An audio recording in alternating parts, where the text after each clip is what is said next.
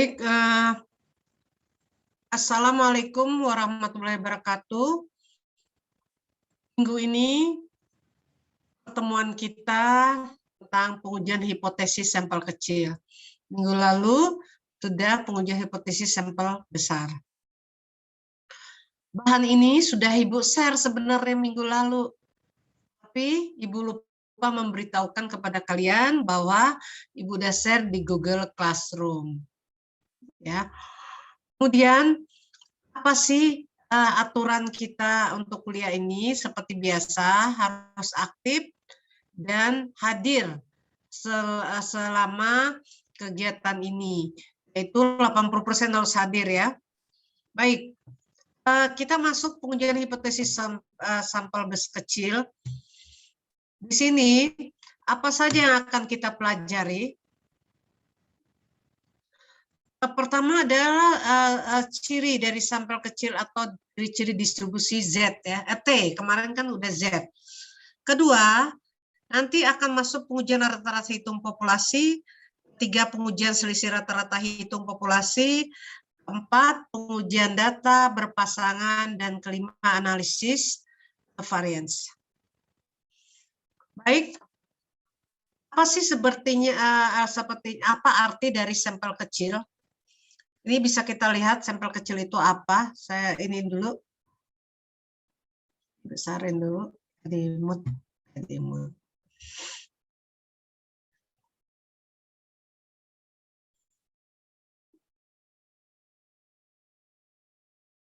Nah, nggak bisa, oke. Jadi jumlah sampel kurang dari 30, maka nilai standar deviasi atau S-nya berfluktuasi relatif besar. Ya. Sehingga nilai uji Z, yaitu Z sama dengan ya mu X bar dikurang mu bagi S akar N tidak bersifat normal. Ya, artinya kalau sampelnya kurang daripada 30, Anda pakai rumus Z, mana rumus Z-nya adalah mu X bar dikurang mu dibagi akar dari dibagi S akar N. Itu dia tidak akan normal kalau kita pakai rumus ini. Ya. Oleh karena itu, untuk sebaran distribusi sampel kecil, maka kita harus pakai distribusi Z. Ingat, kalau sampelnya kurang daripada 30, kita pakai distribusi T. Ya. Atau sering kita sebut T student. Nah, nilai-nilai distribusi T dinyatakan sebagai berikut. Ini rumusnya ya, T sama dengan X bar min mu dibagi S per akar N. Sebenarnya sama aja dengan yang kemarin ya. Kemarin kan Z sama dengan tuh sampel besar hampir sama. Nah, T itu nilai distribusi T, mu itu adalah nilai rata-rata populasi, X bar itu nilai rata-rata sampel, S itu standar deviasi sampel, dan N itu adalah jumlah sampel. Ini ya rumusnya ini. Baik. Nah, ciri-ciri distribusi T student pertama adalah distribusi T student seperti distribusi Z merupakan sebuah distribusi kontinu di mana nilainya dapat menempati semua titik pengamatan. Nah, itu disebut nilai distribusi kontinu. Jadi nanti misalnya di mana daerah nilai N-nya, nilai dapat ditempatkan di titik pengamatan di mananya. Ya. Kedua atau B, distribusi T student seperti distribusi Z berbentuk genta atau lonceng ya. Kita tahu bentuknya lonceng gitu ya. Nah, kurvanya gitu, kemudian sistematis dengan nilai rata-rata sama dengan 0. Jadi nanti kalau kita buat kurvanya misalnya kayak gini, ini rata-ratanya adalah 0. Di sini rata-ratanya 0 ya. Nah, itu kalau kita lipat simetris berarti sama nanti kalau kita lipat ya. Itu kita sebut simetris. Nah, yang C, distribusi T student bukan merupakan satu kurva seperti kurva Z. Kurva Z hanya satu gitu ya.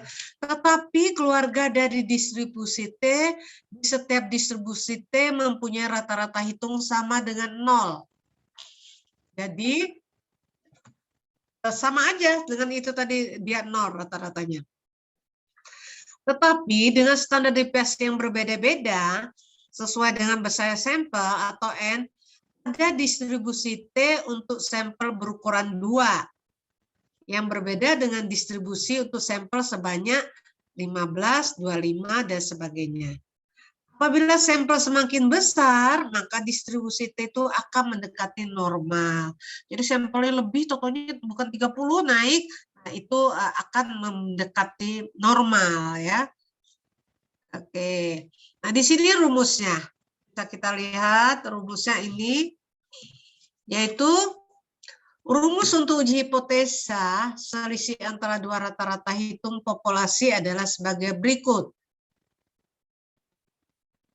Yaitu untuk gabungan standar deviasinya S varian ya, standar varian atau S kuadrat populasi sama dengan N1 dikurang 1 dikali S1 kuadrat ditambah N2 min 1 kali S2 dikuadratkan dibagi N1 plus N2 dikurang 2. Nah, dan uji T, sehingga uji T-nya menjadi T sama dengan X1 dikurang X2 dibagi dengan akar S pangkat 2 kali P dikali 1 per N1 ditambah 1 per N2.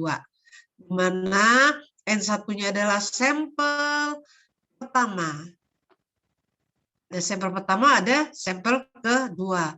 S1 kuadrat adalah standar deviasi sampel pertama. X2 kuadrat adalah sampel kedua. Sedangkan X1 rata-rata sampel pertama, sedangkan X2 rata-rata sampel kedua. Nah, ini rumusnya, apanya kurva norma dari Z ya. Ini Z. Nah, ini anak-anaknya ya. Di sini distribusi T juga ada. Distribusi T-nya sama dengan N min 1 sama dengan 2. Ini juga gitu ya. Yaitu F sama dengan N min 1. Ini 15 dan ini adalah 25. Nah, ini kurva normal itu yang ini. Yang merah itu kurva normal ya. Kurva normal. Sebentar minum dulu.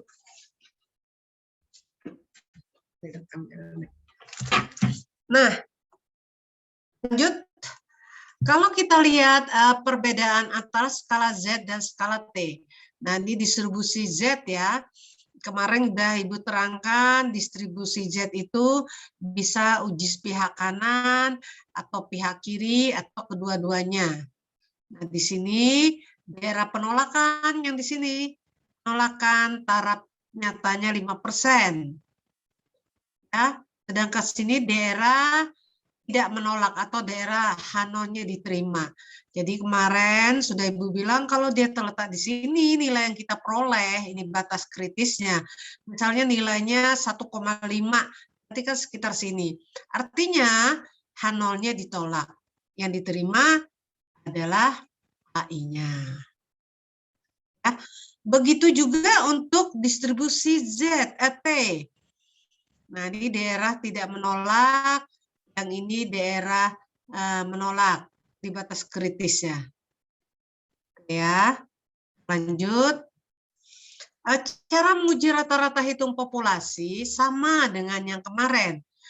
Penguji rata-rata hitung populasi dalam sampel kecil adalah pertama, merumuskan hipotesa 0 dan hipotesis alternatif. Jadi kita merumuskan dulu H0 dan alternatifnya. Dan ingat, hipotesis 0 itu adalah kita lihat dalam soalnya, kemudian alternatif itu adalah lawan daripada hipotesis 0. Selanjutnya, menentukan taraf nyata apakah 1% atau 5%, pada taraf lainnya serta mengetahui titik kritis berdasarkan pada tabel T. Jadi kalau sampel T kita juga menentukan taraf nyatanya apakah 1%, apakah 5%. Biasanya ilmu sosial 5%. Jadi kalau dalam soal tidak diketahui, kita tentukan taraf nyatanya 5%. Kemudian kita menentukan uji statistiknya. Karena pakai rumus sampel kecil, pakai rumus uji T. Tapi kalau sampel besar, pakai rumus uji Z. Ya. Kemudian langkah selanjutnya, kita menentukan daerah keputusan, yaitu daerah tidak menolak H0 dan daerah menolak H0. Jadi letaknya di mana? Apakah ditolak atau dia diterima? Ya. Langkah selanjutnya yaitu kita mengambil keputusan untuk menolak atau menerima dengan membandingkan nilai kritis taraf nyatanya, yaitu nilai uji T-nya. Misalnya ini ya, daerah kritisnya ini. Letaknya di mana? Apakah letaknya di sini? Kalau di sini artinya H0 ditolak, tapi kalau di sini H0 diterima. Ya. Oke, kita lanjut. Rumus dari variabel gabungan adalah sebagai berikut. Ini nggak ada soal-soal, oh ya, nanti soal-soalnya. Nah, di mana untuk varian gabungan adalah sebagai berikut. S K2 kali P sama ya, N1 min 1 dikali S1 kuadrat ditambah N2 dikurang 1 kali S2 kuadrat. Bagi N1 ditambah N2 kurang 2. Yang tadi adalah sampel ya, sampel kalau N kecil, sedangkan jumlah yang N besar adalah jumlah populasi. Nah, dari uji T menjadi, nah, uji T-nya jadi gini, sama dengan X1 rata-rata dikurang X2 rata-rata bagi akar dari S kuadrat P kali 1 per N1 plus 1 min N2.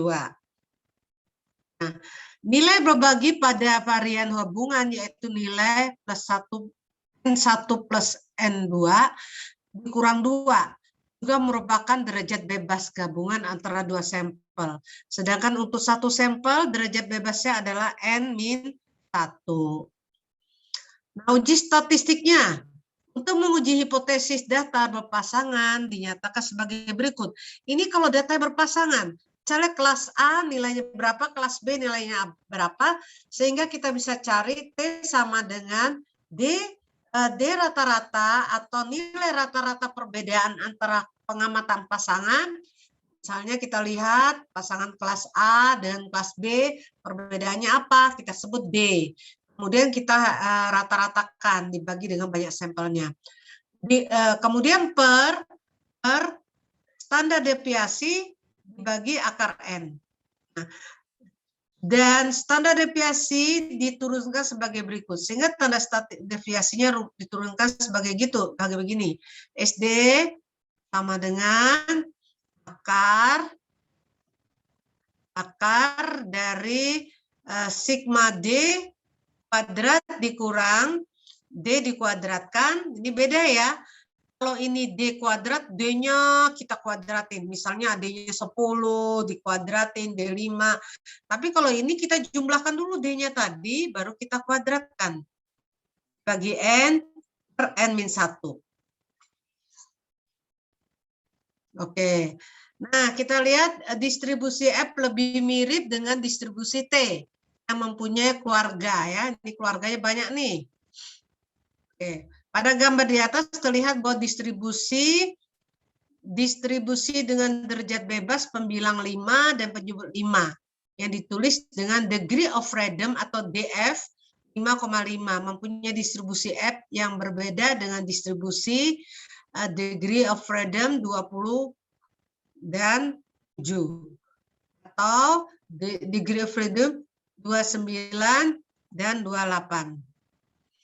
Nah, kita lihat di sini Yang kedua, yaitu distribusi F tidak pernah mempunyai nilai negatif. Ya. F itu tidak punya negatif. Kalau kemarin Z ada. Ya. Sebagaimana pada distribusi Z. Distribusi Z mempunyai nilai positif di sisi kanan dan punya negatif di sebelah kiri. Ya. Distribusi F seluruhnya adalah positif atau menjulur ke positif atau positif squared yang merupakan distribusi kontinu yang menempuh seluruh titik di kurva distribusinya. Ketiga, nilai distribusi F mempunyai rentang dari tidak hingga sampai 0. Nah, apabila nilai F meningkat, maka distribusi F mendekati sumbu X. Sumbu X ya di bawah sini, namun tidak pernah menyentuh sumbu X. Nah, kalau dia distribusi Z akan menyentuh X ya, kalau ini enggak.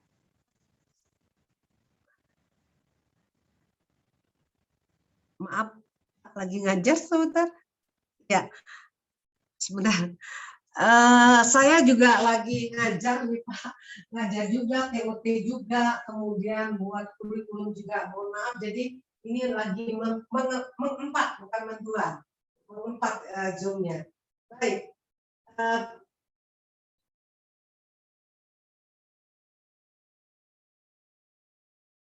Oke. Oh, belum dibuka ya, saya ngomong berarti nggak. Sebentar, saya lihat dulu. Ya. Nah, maaf, tadi saya ini di mute karena memang pakai ini, yang satu lagi pakai laptop, ada 3 laptop yang saya hidupkan. Baik Bapak, terima kasih Pak, anak-anak saya sudah dibimbing. Nanti saya nilai aja ya Ratna ya, jika saya masukkan nilainya. Yang jelas, Ratna ada pembukaan, ada kegiatan inti, ada kegiatan penutup. Nah, kegiatan pembukaan itu ya biasa, Ratna harus menyapa, memberikan absen, kemudian tujuan pembelajarannya apa, dan bisa balik ke sekilas kemarin, pertemuan yang kemarin bisa diterangkan juga. Kemudian baru kegiatan inti, baru Ratna bisa menerangkan. Jangan langsung menerangkan, ya. Kita motivasi dulu siswa kita, bagaimana kabarnya, bagaimana keadaan sekarang, dan sebagainya. Baru masuk ke pembelajaran. Dari pembelajaran itu, baru nanti kita buat kesimpulan dan sebagainya. Dan usahakan Ratna siswanya aktif. Ya, sekarang kan kita memang pembelajarannya kita adalah case method ya, atau berdasarkan permasalahan-permasalahan yang kita gali. Nah, misalnya di dalam masyarakat ini kita bisnisnya apa masalahnya, nah itu yang kita lihat. Ya, saya rasa cukup bagus ya Pak. Mudah-mudahan lanjut buat ujiannya. Ya, terima kasih banyak nih Pak. Mohon maaf banget ini. Ini Zoom-nya ditinggal lagi ada yang ujian juga dan sebagainya.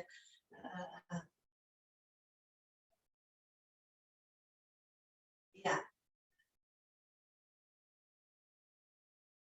Iya. Baik Pak, salam kenal buat Bapak. Biasanya saya 20 juga sama Pak Mars. Apa yang WD Wakil Kepala Sekolah Bidang Kemahasiswaan ya. Dulu bukan Pak ya? Umur Sari yang suka ngerokok di Satpam. Oh iya, makanya Pak. Baik Pak, mohon maaf ya Pak ya. Terima kasih banyak Pak. Ya, Ratna, selalu siap ya Ratna. Ibu izin ya Pak, saya izin Pak ya. Wassalamualaikum warahmatullahi wabarakatuh. Mohon maaf banget ya.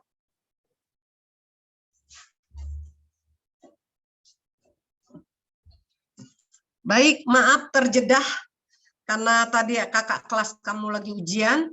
Saya juga sambil lihat sambil menilai. Kemudian tadi sudah sampai nomor 2 ya. Ini sudah.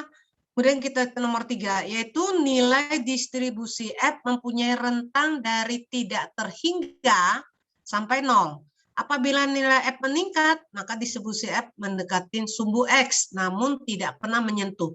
Jadi kalau kita lihat gambarnya ini, sumbu X ya, ini kan bisa nih menyentuh. Nah ini adalah ini ya, tidak boleh menyentuh sebenarnya, nggak bisa memotong sumbu X-nya. Oke, keempat, distribusi F juga memerlukan syarat, yaitu populasi yang diteliti mempunyai distribusi yang normal. Ya, kalau T tadi kan nggak mesti normal, ingat itu. B, populasi mempunyai standar deviasi yang sama. Dan C-nya sampel ditarik dari populasi bersifat bebas serta diambil secara acak. Ya, oke, kita lanjut. Nah, ini Ibu tambahkan contoh-contohnya ya. Contoh soal ada 2 kalau salah contoh soalnya. Coba kita lihat dulu. Nah, contoh soalnya selama kurun waktu Agustus ya. Udah lama nih 2013 belum sempat ganti ya. Benar-benar deh Ibu.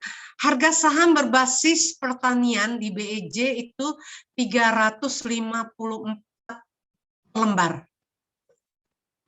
Ya, untuk melihat bagaimana kinerja saham perusahaan berbasis pertanian di pasar modal, maka diambil 4 sampel yang terdiri dari 1 perusahaan perkebunan, ya, peternakan, perkebunan, peternakan, perikanan, dan kehutanan. Jadi ada 4 perusahaan, ya, diambil sampelnya. Harga rata-rata sahamnya mencapai 272. Setelah diambil, ternyata rata-ratanya hanya 272 per lembar. Dengan standar deviasinya 260. Ada taraf 1%. Apakah harga saham berbasis pertanian mengalami penurunan?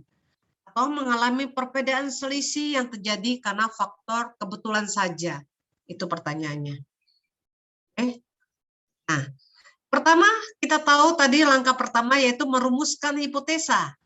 Hipotesa yang ingin diuji adalah apakah harga saham perusahaan berbasis pertanian mengalami penurunan. Yang dimaksud dengan penurunan tentunya di bawah 354. Ya kan, ini kan dibilang, oh sahamnya sekian. Tapi kita cek, apakah iya? Setelah kita lihat 4 perusahaan, ada penurunan 272 per lembar ya. Nah, kemudian kita tentukan rumusnya. H0.2 mu lebih besar pada 354. HI.2 mu lebih kecil. Ingat, kita harus berlawanan. Kalau dia lebih besar atau sama dengan, berarti ini lawannya lebih kecil. Ya. Dan ini menunjukkan uji satu arah. Uji satu arah itu pihak kanan atau pihak kiri ya. Kita lihat di situ berarti pihak kiri. Kalau Ibu lihatnya dari sini. Lebih kecil berarti pihak kiri. Rupanya di sini. Nah, gitu ya. Oke, kita lanjut. Langkah selanjutnya atau kedua, kita menentukan taraf nyatanya. Tadi dikatakan bahwa taraf nyatanya adalah ini ya, taraf nyatanya menentukan taraf nyatanya itu 1% untuk menentukan titik kritis digunakan tabel test student. Perlu diketahui yaitu taraf nyata dan uji searah atau 2 arah. Dalam hal ini taraf nyatanya 1% atau 0,01 dan uji searah. Ya, tadi pihak mana? Nah, kemudian ke B, derajat bebasnya, degree of freedom-nya diperoleh yaitu N-1. Jadi, jumlah N-nya adalah 4, ya, 4 dikurang 1, 3. Nah, degree of freedom-nya adalah 3. Di contoh tabel, nilai T student dengan taraf nyata 1%, uji satu arah dengan degree of freedom-nya 3, maka kita lihat distribusi T. Kita peroleh adalah 4,541. Nanti coba kalian lihat buku statistik apapun distribusi student. Bagaimana cara melihatnya? Lihat itu 1%, 0,01, degree of freedom-nya adalah 3. Sehingga dapatlah 4,541. Dengan cara yang dapat dicari nilai kritis untuk taraf nyata dan derajat bebas yang lain. Langkah ketiga, kita melakukan uji T-nya dengan rumus sebagai berikut. T sama dengan X bar min mu dibagi S akar N. Jadi X barnya tadi rata-rata diperoleh itu adalah 272, sedangkan mu daripada yang ditentukan pertama adalah 354 dibagi 260, yaitu standar deviasinya 260 dibagi akar N, akar 4. Ya, N-nya 4. Sehingga dapatlah min 0,162. Artinya dia di sebelah kiri ya, sebelah kiri ibu gitu ya. Oke, gambarnya. Nah, kemudian menentukan daerah keputusan dengan nilai kritisnya tadi 4,541 uji satu arah dengan ekor adalah sebelah kiri. Oke. Nah, jadi nilai uji T terletak daerah tidak menolak nol. Ya, taraf nyatanya 1% menunjukkan bahwa harga rata saham perusahaan berbasis pertanian tidak mulai penurunan. Nah, dia masih di daerah pihak kiri ya. Kita lihat daerah kritisnya. Daerah kritisnya kan 4541, sedangkan T-nya adalah min 0. Ya. Jadi kalau kita lihat gambarnya, macam mana ya gambarnya nih? Maksudnya,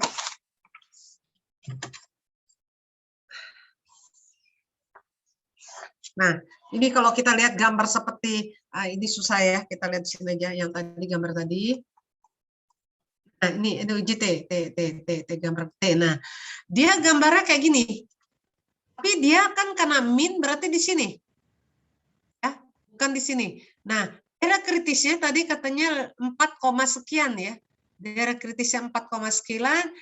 Ternyata begitu dihitung dia di daerah sini. Itu 1, sekian. Berarti H0-nya diterima. Yaitu apa H0-nya tadi? H0-nya tadi dia lebih besar atau sama dengan ya, ini H0-nya. Ini lain lagi ya. Ini nih. Nah, daerah kritisnya ini tadi 4,541, uji T-nya kita dapatnya min 0,162, artinya dia daerah penolakan ya, penerimaan. Tentukan daerah keputusan, satu arah dengan ekor sebelah kiri, maka nilai T terletak di daerah tidak menolak H0. H0 diterima pada taraf nyata 1%. Ini menunjukkan bahwa harga-harga saham perusahaan berbasis pertanian tidak mengalami penurunan yang nyata. Oke, ini contoh yang kedua. Sama dengan minggu lalu mengenai itu Inul ya, Inul Daratista ya. Nah, majalah Prospektif membahas dunia hiburan yang dan pendapatan para artis. Hasil wawancara terhadap artis, ia menunjukkan rata-rata penghasilan setiap pentas adalah 35 juta. Ya, kalau pria tuh hanya lebih kecil pada perempuan. Kenapa? Nah, karena perempuan harus beli baju yang bagus, harus bermake up ya. Tapi kalau laki kan ya pakai baju gimana aja, pakai make up gimana, nggak pakai make up udah cukup. Jadi penghasilannya lebih rendah dibandingkan wanita, yaitu sebesar 35 juta. Nah, standar deviasinya 20 juta. Timpangannya bisa sekitar 35 tambah 20 atau 35 dikurang 20 ya, 15 juta. Terhadap 10 artis wanita mempunyai penghasilan yaitu 53 juta. Oh, tadi 16 laki ya. Dengan standar deviasinya 32 juta. Dengan taraf nyata 5%, uji apakah tidak terjadi bias gender dalam pendapatan antara artis pria dan wanita. Nah, kita rumuskan hipotesanya. Hipotesa yang ingin diuji apakah tidak terjadi perbedaan pendapat antara pria dan wanita. Jadi H0-nya sama dengan, tidak ada perbedaan. H0-nya titik 2, mu1 sama dengan mu2. Ya. Atau mu1 dikurang mu2, 0. Berarti tidak ada perbedaan. Nah, berarti HI-nya adalah mu1 tidak sama dengan mu2. Atau mu1 dikurang mu2 tidak sama dengan 0. Tanda pada HI menunjukkan uji dua arah. Jadi kalau ini tandanya ini tidak sama dengan 0 ini ya, maka uji dua belah pihak, kanan dan pihak kiri. Kita lihat langkah selanjutnya. Langkah selanjutnya menentukan taraf nyatanya. Di sini taraf nyata 5%, nilai studi dengan taraf nyata 5% yaitu 0,05 dan uji dua arah. Uji dua arah karena tadi tidak sama dengan. Dan degree of freedom-nya adalah N1 ditambah N2 sama dengan dikurang 2.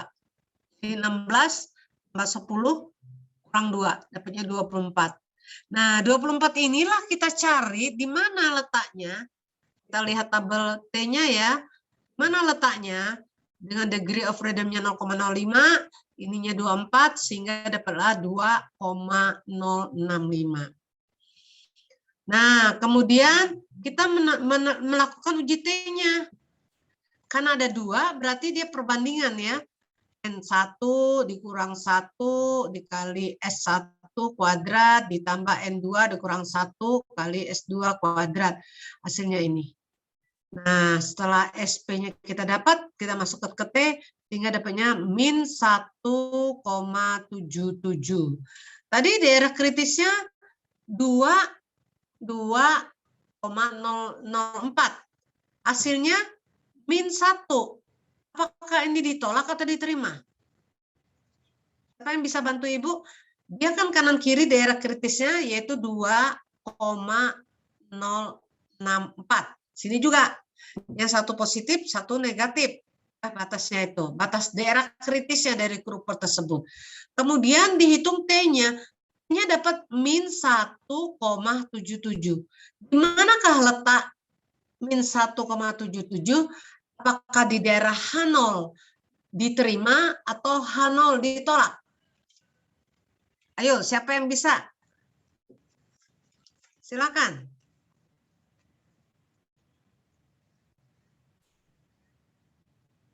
Ayo. H0 diterima bukan, Bu? H0-nya diterima.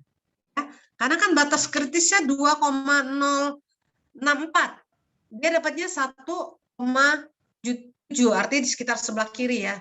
Oke, betul jawabannya. Lihat. Tentukan daerah keputusan dengan nilai ini uji T terletak di daerah menerima H0. Pada taraf ini menentukan bahwa terdapat cukup bukti bahwa penghasilan antara pria dan wanita sama. Nah, tingkat penghasilannya tidak sama, maka dapat disimpulkan tidak terjadi bias gender dengan keberpihakan. Jadi, karena DH0 diterima, artinya lebih besar dan sama dengan, itu yang kita terima hipotesanya. Artinya, memang ada perbedaan antara si pria dan wanita tadi, tapi tidak terjadi bias gender dengan keberpihakan. Baik, sampai sini ada yang mau bertanya, silakan.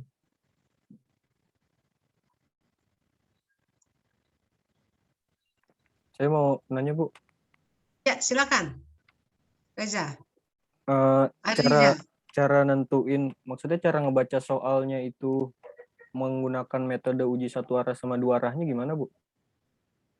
Oke, kalau kita lihat di sini ya contohnya ada dua perbandingan. Nah, artinya kita harus cari perbedaan, ada perbedaan. Berarti pertama kita cari dulu HI mu 1 sama dengan mu 2.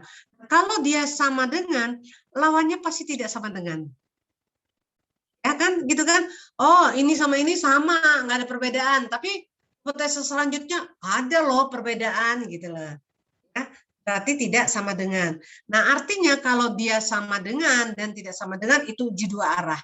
Artinya kanan kiri kita buat daerah kritisnya. Sehingga alfanya sering kita bagi, alfa dibagi 2. Ya. Nah, kalau uji pihak kiri gantung juga dari soalnya tadi. Jadi untuk mengetahui dia uji pihak kiri atau pihak kanan dari soal. Ini kita lihat ya. Selama kurun waktu harga saham berbasis pertanian pelembarnya 354. Untuk menilai bagaimana kinerja saham perusahaan berbasis pertanian di pasar modal, maka diambil 4 perusahaan ya.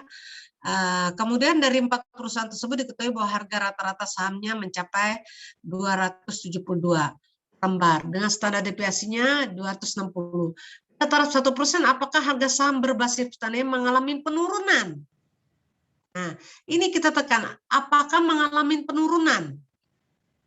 Ya, mengalami penurunan, perbedaan selisih terjadi karena faktor kebetulan saja. Kalau penurunan berarti lebih kecil. Kita ambil dulu HI-nya. HI titik 2 mu lebih kecil. Kalau ini harus lawannya adalah lebih besar atau sama dengan. Ini pihak kiri. Kalau lihat di sini, pihak kiri. Kalau dia HI-nya begini, lebih besar berarti uji pihak kanan. Gimana, Ariza? Ya Bu, sudah. Cukup terima jelas kasih. atau mau bertanya lagi? Cukup Bu, terima kasih. Oke. Bagas, gimana Bagas? Makin besar aja nih Bagas. Subur, Bu. Tuh, senang. Ada yang mau bertanya? Silakan. Ini siapa aja sih?